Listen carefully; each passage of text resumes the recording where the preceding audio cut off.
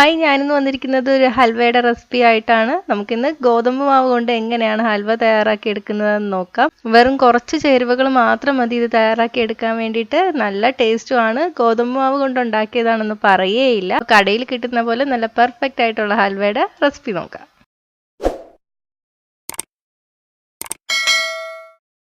ഇപ്പോൾ ഇത് തയ്യാറാക്കാൻ വേണ്ടിയിട്ട് ഞാനിവിടെ 1 കപ്പ് ഗോതമ്പ് മാവാണ് എടുത്തിരിക്കുന്നത്. ഇത് 240 ml കപ്പാണ്. മെഷർമെൻറ്റ് കപ്പിൽ തന്നെ എടുക്കണമെന്നില്ല, നിങ്ങൾ ഏതെങ്കിലും ഒരു കപ്പിൽ എടുത്താൽ മതി. ബാക്കിയെല്ലാം അതിൽ തന്നെ അളന്നെടുക്കുക.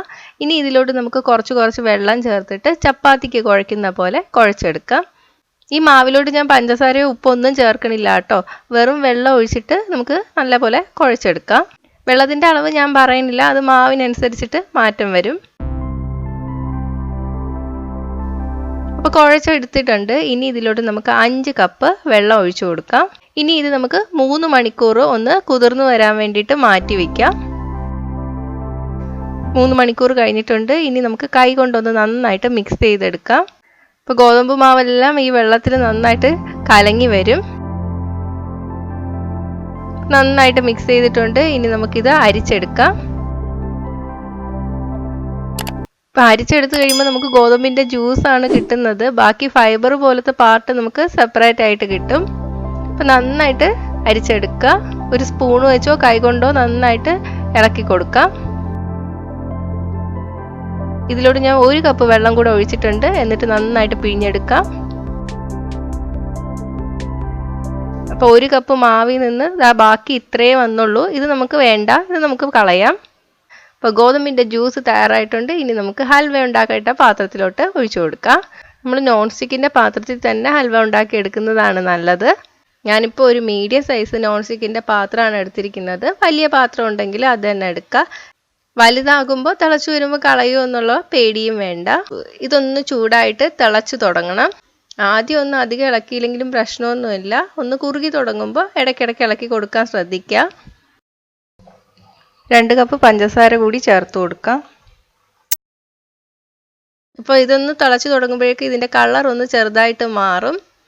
ഇനി ഞാനിവിടെ എടുത്തിരിക്കുന്നത് നമ്മൾ ഗോതമ്പ് മാവ് അളന്നെടുത്ത കപ്പിൽ തന്നെ ഒരു 1/4 കപ്പ് നെയ്യ് എടുത്തു വെച്ചിട്ടുണ്ട്.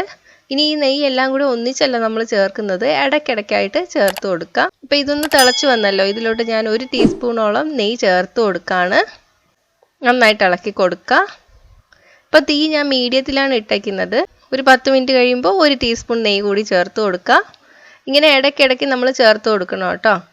10 മിനിറ്റ് ആകുന്നവരെ ഇടയ്ക്കിടയ്ക്ക് ഇളക്കി കൊടുക്കാം. അപ്പോൾ നമ്മുടെ ഹൽവയ്ക്ക് കുറച്ച് കളർ വേണ്ടേ, അതിന് വേണ്ടിയിട്ട് ഞാൻ കുറച്ച് ഫുഡ് കളർ ചേർത്ത് കൊടുക്കുകയാണ് കേട്ടോ. ഫുഡ് കളറിൻ്റെ അളവ് ഞാൻ പറയുന്നില്ല, അത് നമ്മുടെ കയ്യിലെ ഫുഡ് കളറിനനുസരിച്ചിട്ട് മാറ്റം വരും കേട്ടോ.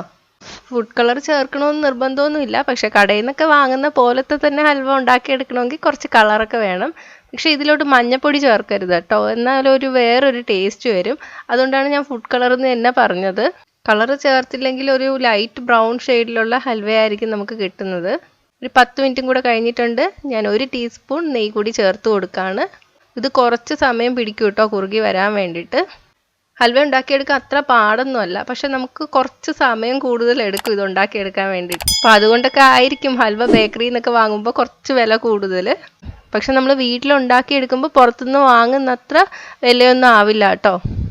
ഒഴിവ് സമയമൊക്കെ ഉള്ള ദിവസങ്ങളിൽ ഇതൊന്ന് ട്രൈ ചെയ്ത് നോക്കാം കേട്ടോ. നല്ല ടേസ്റ്റുമാണ്. കുറച്ച് കൂടുതൽ വേണമെങ്കിൽ നമുക്ക് ഉണ്ടാക്കി വെക്കാം. പിന്നെ വീട്ടിലുണ്ടാക്കുമ്പോൾ കുറച്ച് ഹെൽത്തി ആയിരിക്കുമല്ലോ. 10 മിനിറ്റ് ഇടവിട്ട് നെയ്യ് ചേർത്ത് കൊടുക്കാനും മറക്കണ്ട കേട്ടോ. ഒരു 3/4 മണിക്കൂറോളം കഴിഞ്ഞിട്ടുണ്ട്. ഇത്രയും കുറുകി വന്നിട്ടുണ്ട്.